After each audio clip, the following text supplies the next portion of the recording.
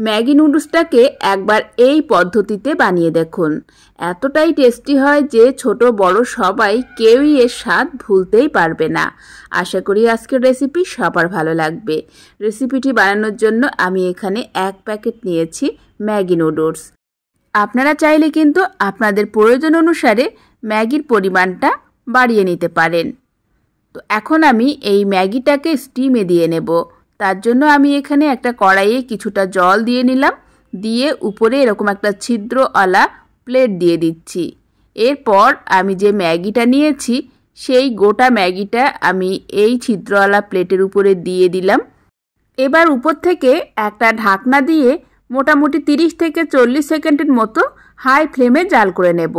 30-40 second পর আমি ঢাকনা তুলে এখন ম্যাগিটাকে এভাবে একটু খুলে দিলাম। ম্যাগিটা কিন্তু অনেকটা সফট হয়ে এসছে।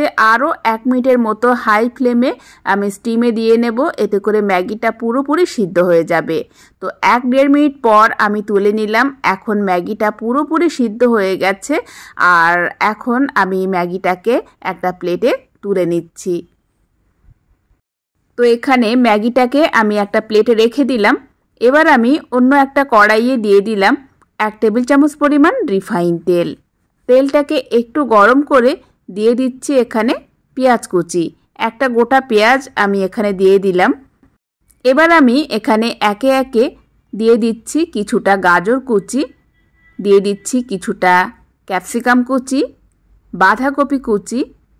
আপনারা আপনাদের পছন্দ মতো সবজি এখানে অ্যাড করতে পারেন। এবার এই সব সবজিগুলোকে আমি হাই ফ্লেমে জাল করে নেব 1 মিনিটের মতো। তো এখানে মোটামুটি 1-1.5 মিনিটের মতো আমি সবজিগুলোকে জাল করে নিয়েছি। এখন আমি হাফ চা চামচ পরিমাণ দিয়ে দিলাম গোলমরিচের গুঁড়ো। এবার সব কিছু একসাথে ভালো করে মিশিয়ে নিলাম। দিয়ে দিলাম 2টো চেরা কাঁচা লঙ্কা। যদি আপনারা বাচ্চাদের জন্য বানান সেক্ষেত্রে ঝালের পরিমাণটা একটু কমিয়ে দেবেন।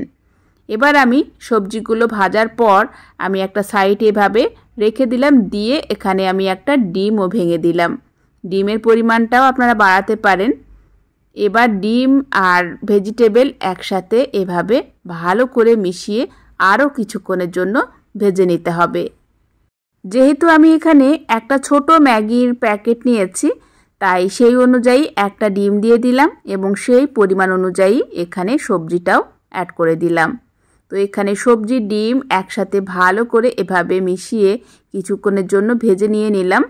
নিয়ে এখন আগে থেকে যে ম্যাগিটাকে আমি স্টিমে দিয়ে রেখেছিলাম সেই ম্যাগিটাকে এখন দিয়ে দিলাম। ম্যাগিটা দেওয়ার পর এখন সবজি ম্যাগি একসাথে ভালো করে এভাবে মিশিয়ে নিতে হবে। এই পর্যায়ে ম্যাগিটাকে আরও 1-1.5 মিনিট ধরে ভালো করে ভেজে নিতে হবে। এবার আমি ম্যাগির ভিতরে যে মশলার প্যাকেট সেই প্যাকেট থেকে কিছুটা গুঁড়ো মশলা আমি এখানে দিয়ে দিলাম। আপনারা চাইলে কিন্তু এই মশলাটার পরিবর্তে বাড়িতে বানানো ভাজা মশলাও অ্যাড করতে পারেন। তো এখানে সব কিছু একসাথে ভালো করে মিশিয়ে আরও কিছুক্ষণের জন্য ভেজে নিলাম। এবার কিন্তু আমাদের মুখরোচক ম্যাগিটা অলমোস্ট রেডি। এবার আমি একটা সার্ভিং প্লেটে ম্যাগিটাকে নামিয়ে নিলাম। তো সিদ্ধ করার কোনো রকম ঝামেলা ছাড়া ঝটপট মুখরোচক ম্যাগি খেতে চাইলে আপনারা কিন্তু এই রেসিপিটা ট্রাই করতে পারেন। আর যেসব বাচ্চারা সবজি খেতে একেবারেই পছন্দ করেন না, তো আপনারা এই পদ্ধতিতে আপনাদের পছন্দ মতো সবজি এই ম্যাগিতে অ্যাড করে বাচ্চাকে খাওয়াতে পারেন। বাচ্চা অনেক পছন্দ করে খাবে। যেহেতু ম্যাগি খেতে বাচ্চারা পছন্দ করে, তাই সবজিটাও খুব মজা করে খেয়ে নেবে। আর এভাবে উপর থেকে একটু টমেটো সস কিংবা ধনিয়া পাতা কুচি ছড়িয়ে দিতে পারেন। আশা করি আজকের এই ইউনিক ম্যাগির রেসিপিটি সবার ভালো লেগেছে। ভালো লাগলে প্লিজ একটি লাইক দিতে ভুলবেন না। রেসিপিটি বেশি বেশি করে শেয়ার করবেন। চ্যানেলটিকে সাবস্ক্রাইব করে সাথেই থাকবেন।